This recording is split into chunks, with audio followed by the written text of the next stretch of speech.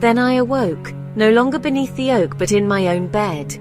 The soft light of late afternoon streamed through the curtains, dust motes dancing like tiny spirits in the air. Around me stood the villagers, faces painted with concern and curiosity. I blinked, gathering my thoughts, and slowly sat upright.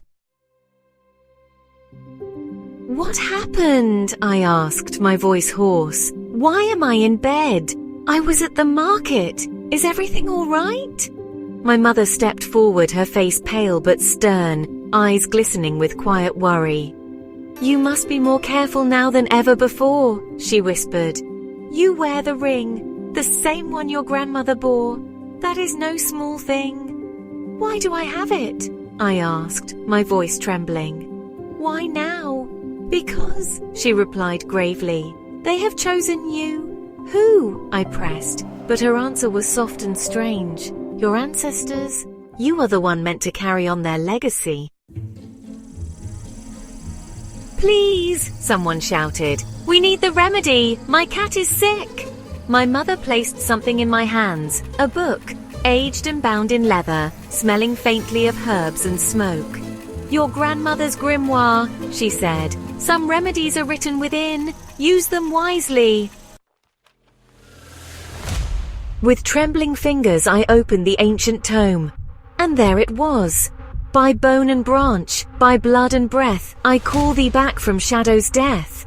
With nightshade's kiss and wolfsbane's tear, let pain now fade, let health draw near."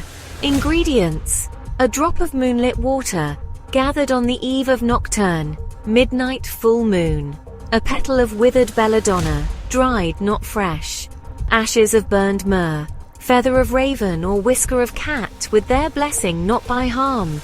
A silver thread, soaked in lavender oil. A small vial of the creature's own blood, 1 drop suffices. Ritual: circle the creature thrice with the silver thread, whispering, "Silver tenebris, cor meum tibi do." From the forest of shadows I give thee my heart. Mix the belladonna petal and myrrh ash into the moonlit water. Let it simmer in a black bowl, unbroken and unmarred. While the concoction steams, chant, "Let sinew bind, let bone be whole. Let wounds close fast, restore the soul."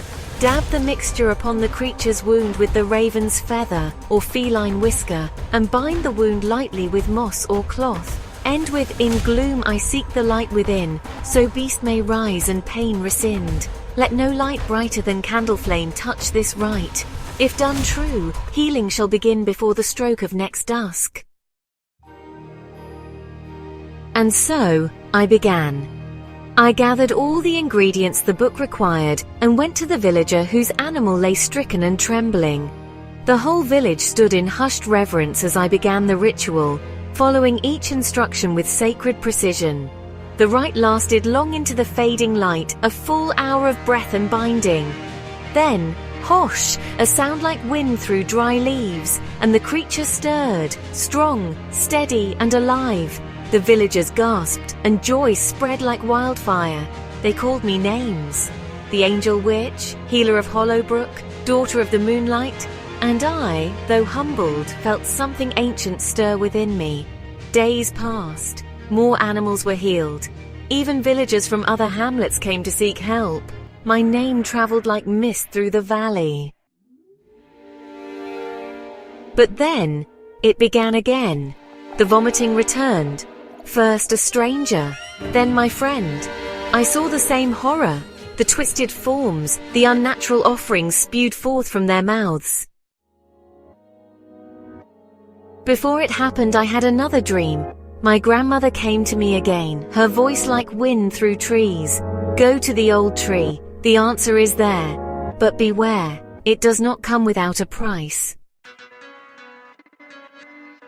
At the roots of that ancient oak, half buried in damp soil, I found a book, small, bound in darkened hide, stitched in crimson thread. It reeked of time and power.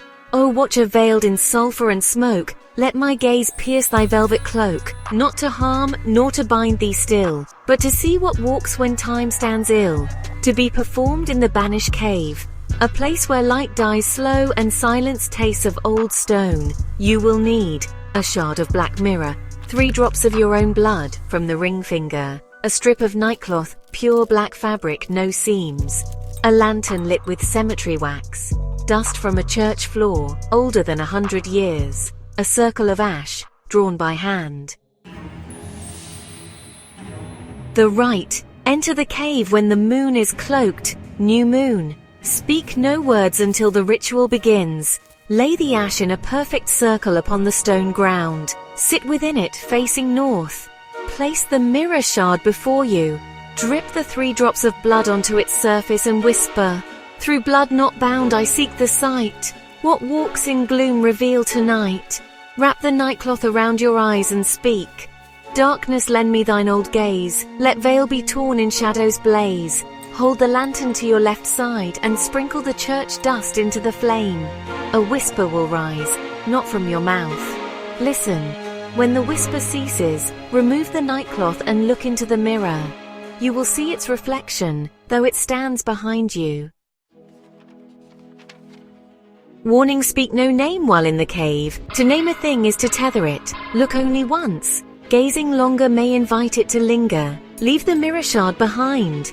It now belongs to the space between. This spell is for the seeker only. No companions may join the rite. If the wind inside the cave sighs your name, flee. Do not finish the rite.